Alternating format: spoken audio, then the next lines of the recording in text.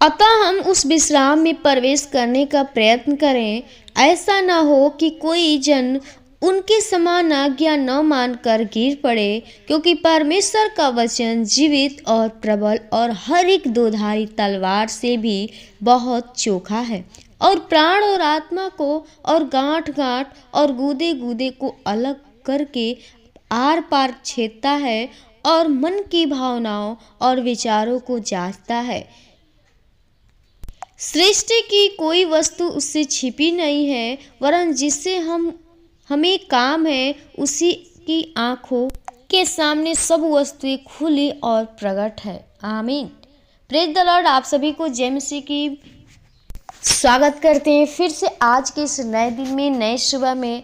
मेरे भाई मेरे बहनें, यदि आप लोग इस वीडियो में आए हैं तो अंत तक जरूर बने रहिए, क्योंकि परमेश्वर हम सभी को फिर से इस विश्राम दिन में, इस पवित्र दिन में अपने आप से मिलने का अवसर दिया है।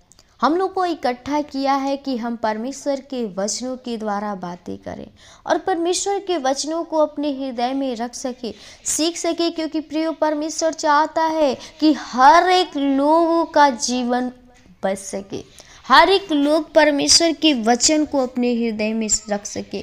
तो मेरे भाई मेरे बहनों, जो आज परमेश्वर हम सभी को इस दिन को हमारे दिन में दिया है, तो आइए हम प्रभु के कुछ वचन से द्वारा जानेंगे कि प्रभु हमें क्या सिखाना चाहता है।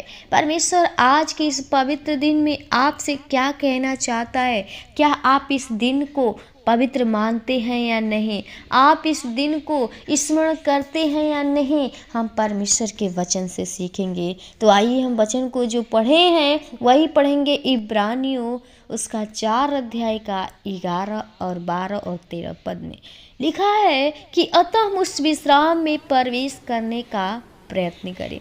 ऐसा न हो कि कोई जन उनके समान आज्ञा न मानकर गिर पड़े, क्योंकि परमेश्वर का वचन जीवित और प्रबल और हर एक दोधारी तलवार से भी बहुत चोखा है।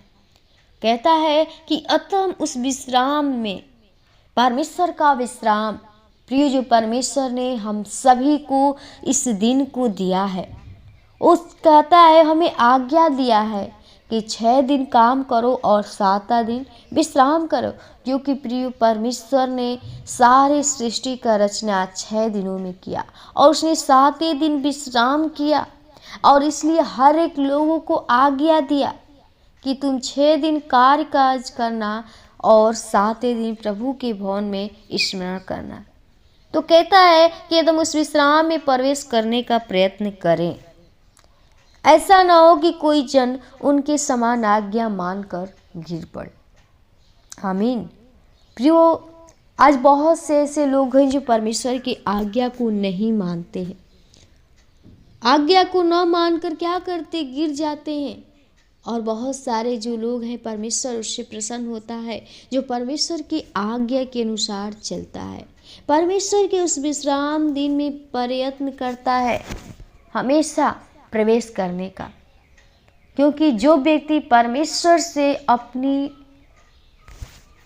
मेल कर लेता है, वो परमेश्वर से ही उसका काम होता है और परमेश्वर उनको अपने पास बुला लेता है।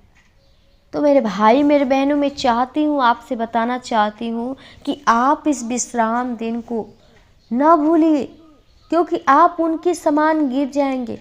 हम परमेश्वर की जब आज्ञा को तोड़ देंगे, हमें शैतान गिरा देता है, हमें उस बीमारी से, उस दुख में ले जाकर डाल देता है और हम परमेश्वर की आज्ञा को भूल जाते हैं।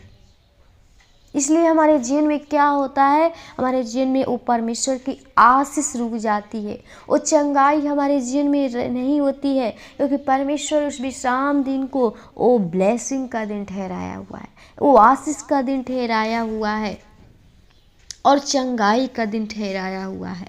तो मेरे भाई मेरे बहनों, आप लोग परमेश्वर की इस विश्राम दिन में प्रवेश करने का प्रयत्न करिए। आप न भूलिए, क्योंकि परमेश्वर का जो व्यक्ति आज्ञा नहीं मानता है वो गिर जाता है, परमेश्वर से अलग हो जाता है, दूर हो जाता है। लेकिन कहता है क्योंकि परमेश्वर का वचन जीवित और प्रबल और हर एक दोधारी तलवार से भी बहुत चोखा और प्राण और आत्मा को और गांठ गांठ को और गूदे गूदे को अलग करके आर पार छेदता है। प्रिय, परमेश्वर का वचन सत्य है। जो परमेश्वर ने कहा है उसकी वाणी कभी टलने वाली नहीं है। तो इसलिए परमेश्वर का वचन को अपने हृदय में रखिए ताकि आप भी जीवित बनिए, आप अनंत जीवन को पाइए। परमेश्वर का वचन प्रबल है और दो धारी तलवार से बहुत चोखा है। तलवार जो दोनों तरफ काटता है, आर पार करता है। इसी प्रकार प्रियो, आपके जीवन को परमेश्वर वो देखता है, काटता रहते। यदि आप परमेश्वर के वचन को अपने हृदय में रखेंगे, वचन के अनुसार चलेंगे, तो प्रियो आपको भी परमेश्वर उस गलत कार्य से आपको बचाएगा। आपके जीवन में कोई गलत कार्य होने नहीं देगा, क्योंकि वचन जो है आपके जीवन को काटता छाटता है। ये प्राण आत्मा को आपको हमेशा गूदे गूदे को आर पार करता है, आपको हमेशा बचाएगा हर दुख से, हर तकलीफ से, आपको हर गलत कार्य करने से आपको बचाएगा। और कहता है कि और मन की भावनाओं और विचारों को जानता है। क्या?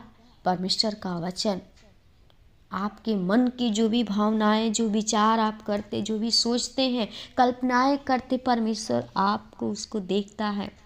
क्या आप कर रहे हैं? आप एक मनुष्य से छिपा सकते हैं, लेकिन परमेश्वर के सम्मुख नहीं छिपा सकते। इसी में कहता है 13 पद में कि सृष्टि की कोई वस्तु से छिपी नहीं है, वरन जिससे हमें काम है उसकी आंखों के सामने सब वस्तुएं खुली और प्रकट हैं। आमीन। कोई भी जो सृष्टि में है, परमेश्वर ने सृष्टि का किया तो सब कुछ उसके सामने है, वो सब कुछ देखता है, उससे कोई छिपा हुआ नहीं है। हम परमेश्वर के सामने अपने आप को नहीं मानते, गलत कार्य को करते हैं, लेकिन प्रभु से नहीं कहते हैं। क्या वो प्रभु नहीं जानता है? जानता है प्रियो, क्योंकि उसने हमें बनाया है। जिसने आपको बनाया है वो नहीं जान सकता तो कौन जानेगा। तो इसलिए आप लोग परमेश्वर के दृष्टि में, परमेश्वर के अनुग्रह में चलिए, परमेश्वर की आज्ञा के अनुसार चलिए। परमेश्वर आपको ब्लेस देना चाहता है। परमेश्वर तब आपसे प्रसन्न होगा। परमेश्वर आपसे आनंदित होता है कि मेरे बेटा, मेरे बेटी मेरी आज्ञा को मानते हैं। तो प्रियो, आप लोग परमेश्वर के उस आज्ञा को न भूलिए। आप परमेश्वर को जो भी आपको आज्ञा दी गई है, व्यवस्था दी गई है, उस व्यवस्था को अपने हृदय में रख कर चलते रहिए। परमेश्वर आपके जीवन में बहुत बहुत बड़े बड़े कार्य करेंगे।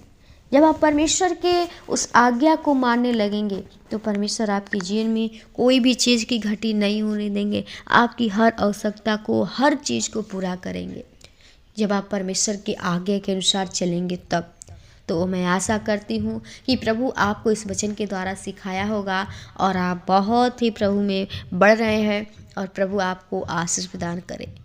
तो मैं वीडियो को यहीं समाप्त करूँगी, तब तक के लिए, और फिर से मिलूँगी नेक्स्ट वीडियो में। तब तक के लिए आप सभी को जय मसीह की। प्रभु आपको बहुत बहुत आशीष प्रदान करे। आमीन आमीन।